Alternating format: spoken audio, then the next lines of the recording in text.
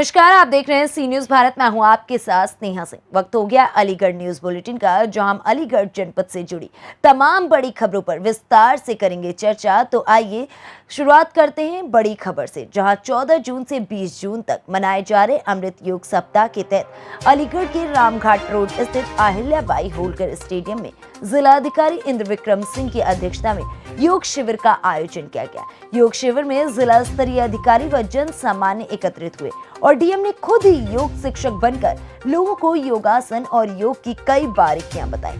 1 घंटे तक इस योग शिविर में डीएम ने कहा कि योग को हर व्यक्ति को अपनी दिनचर्या में शामिल करना चाहिए। योग से बहुत सारे शारीरिक कष्ट दूर होते हैं, इससे आपका शरीर एकदम स्वस्थ रहता है। योग शिविर के समापन के बाद डीएम ने पूरे स्टेडियम का भ्रमण किया और अन्य बच्चों और लोगों के द्वारा वहां खेले जा रहे खेलकूद क्रिकेट का भी आनंद उठाया गया।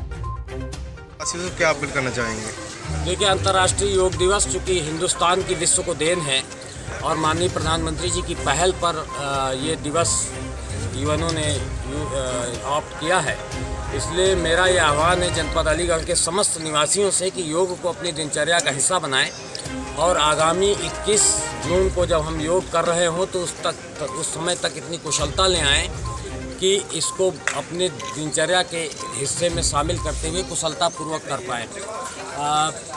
आज मैंने एक दिन योगा विद डीएम इसलिए रखा था ताकि लोगों को ये पता लग सके कि अगर हम लोग अपने व्यस्त शेड्यूल में योगा के लिए समय निकाल सकते हैं तो वो भी निकाल सकते हैं। और योगा न केवल उनके शारीरिक स्वास्थ्य के लिए बल्कि मानसिक स्वास्थ्य के लिए भी बहुत लाभकारी है।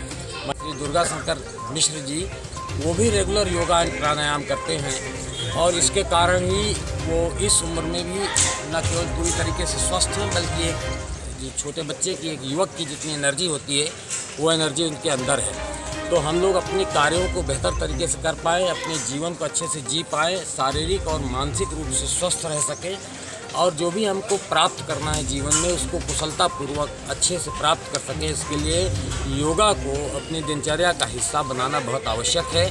धीरे धीरे मूवमेंट चल पड़ा है। अब हमारे घरों की बहनें, हमारी माताएं, बच्चे और बुज़ुर्ग लोग भी इसमें शामिल हो गए। अन्यथा पहले ये माना जाता था कि बुज़ुर्ग लोग इसको करते थे, लेकिन अब देखिए तो युवक, हर उम्र के लोग इससे अपने को जोड़ रहे हैं। तो मैं सभी लोग बृहद पैमाने पर योगा करें और एक विश्व रिकॉर्ड कायम करें कि एक साथ एक दिवस में इतने सारे लोगों ने इस योगा और आसन और प्राणायाम को किया है।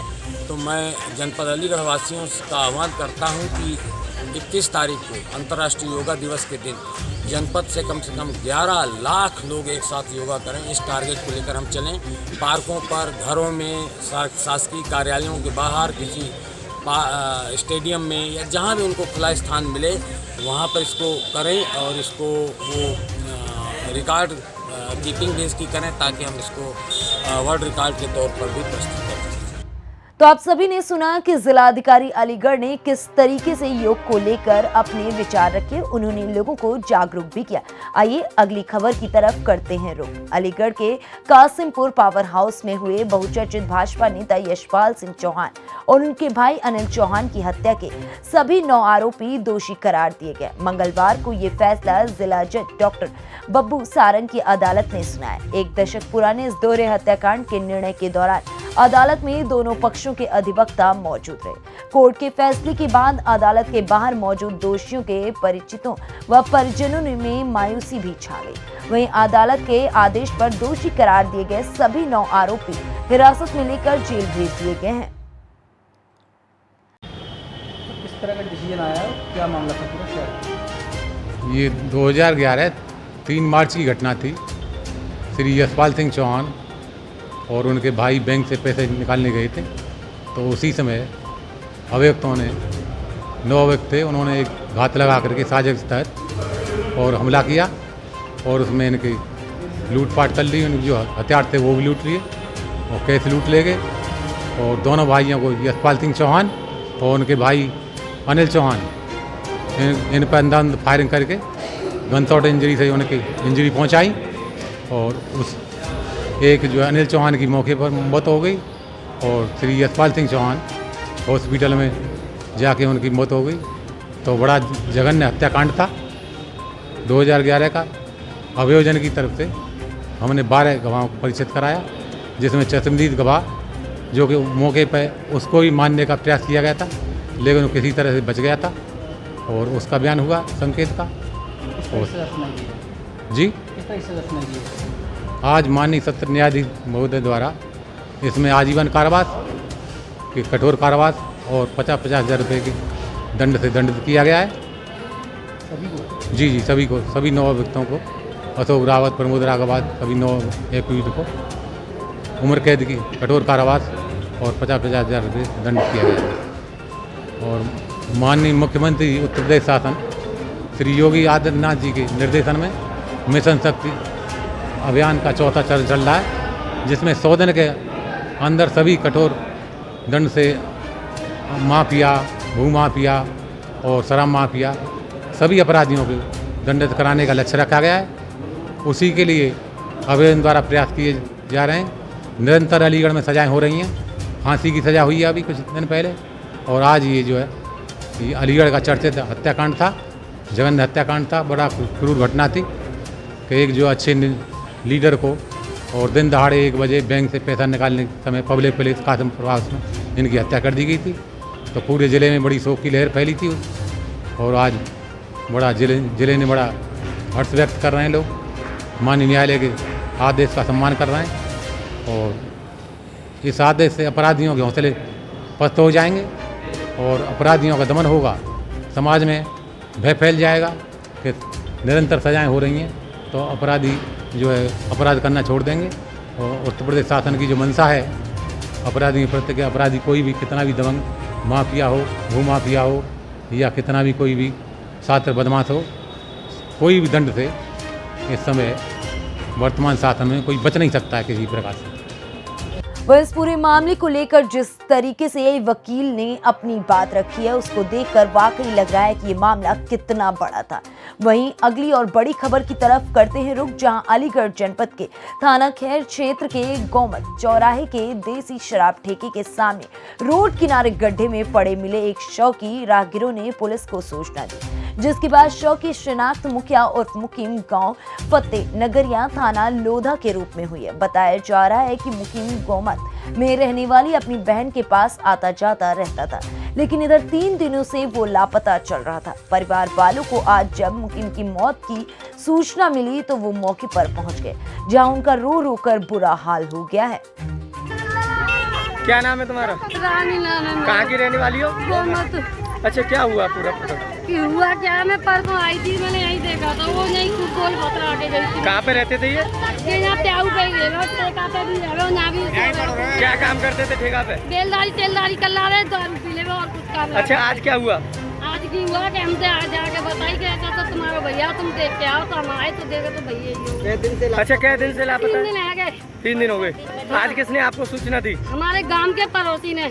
अच्छा, क्या कहा? घर के पास घर है उसका। क्या बोला उसने? उसने ये बोला था कि पता ना सामने आता है कि तुम्हारा भैया या कोई और है, एक बार जाओ तुम पहचान कर लो। अच्छा, क्या नाम है उनका? उनका नाम है मुद्दीन, जो इसने हमें बताई थी। अच्छा, नहीं, जो मृतक है उसका क्या नाम है आपके भाई का? मुखिया था। मुखिया। पिता का नाम? पिता का नाम चनुआ है। मेरे बूढ़े माँ बाप हैं 2। अच्छा। 5 बहन है हम। अच्छा, भाई क्या? भाई 3 है। ये बड़ा यही कि छोटा ना है, बड़ा है। सबसे बड़ा है? शादी नहीं हुई आगे। सबसे बड़ा है ये? हाँ, बड़े तो छोटा बीच का है। वहीं पीड़ित बहन ने भी अपना दर्द बयां किया और बताया कि मेरा भाई अक्सर मुझसे मिलने आता था। आखिरकार जब एक भाई बहन से मिलने अक्सर पहुंचता और अचानक से उसके ही भाई की मौत की खबर सामने आ जाए तो वाकई ये बहुत ही दर्दनाक खबर है। फिलहाल देखने वाली बात ये होगी कि इस पूरी खबर में पुलिस आगे क्या कार्रवाई करती है। वहीं बढ़ते हैं हमारी अगली खबर की तरफ, जहां अलीगढ़ के थाना अकराबाद क्षेत्र के गांव शंकरगढ़ निवासी एक महिला को दबंग महिलाओं ने खेत में बकरी चली जाने को लेकर घर में घुसकर मारपीट की, जिससे महिला को काफी चोटें आई हैं। पीड़ित महिला ने थाने पहुंचकर दबंग महिलाओं पर मारपीट के साथ सोने के कुंडल लूटने का भी आरोप लगाया और थाने में तहरीर देकर कार्रवाई की मांग की है। महिला का कहना है कि घर पर मैं और मेरी बेटी थे, तभी कुछ लोगों ने आकर हम लोगों के साथ जबरदस्ती मारपीट करना शुरू कर दिया। क्या नाम है आपका? मेरा नाम राजावती है। अच्छा, गांव कौन सा है? आमो खेरो। क्या मामला हुआ है? मामला बाबूजी में पकड़िया मार भाई मेरे बच्चा ने पकड़िया हम डंडी मार दैया सब मैं रोटी खा रही रोटी खाता तो मैं मार रही हूँ पे धुने और मेरे सोने के कुंडले एक तो ले गए सो कुंडन छीन ले गई मेरे पे तो दोनों तार ले गई है ज्यादा तर छीन ले गई बिल्कुल ही। और जे तार राणा ने में 3 लोग आए ना घेर के बाबूजी निरी मारी हूँ मैं कोई ना मैं घर है महिला ने दोनों 3 महिला मेरे ऊपर चपटी है मेरी बेटी भीतर से बाजी है सब बेटी चुटिया पकड़ के बेटी गिर रही है नीचे बेटी हो ना होश रहो नमो होश रहो तो जी आए घर में गेहूं न पे पहले से ललान मार दी मेरे ने गेहूं न पे यहाँ रिपोर्ट करने आई हूँ बाबूजी मेरी सुन लिया नहीं मैं तो मर रही हूँ कि तो मेरा कोई ना है तो आदमी मेरा सीधा साधा है बाबूजी मेरा आदमी काउते लड़वाना जान तू अब प्लस मेरी तो कोई नहीं सुनना है अभी तक कौन ना मेरी सुनी कैसी हूँ। अलीगढ़ से सी न्यूज संवाददाता संजीव शर्मा की रिपोर्ट। अब देखने वाली बात यह है कि जिस तरीके से एक मामूली बात को लेकर घर में घुसकर मारपीट की घटना को अंजाम दिया गया है, वहीं पीड़िता थाने पर पहुंचकर अपनी बात भी रखी है, लेकिन क्या तहरीर मिलने के बाद पुलिस कार्रवाई करती है, ये बड़ा सवाल है।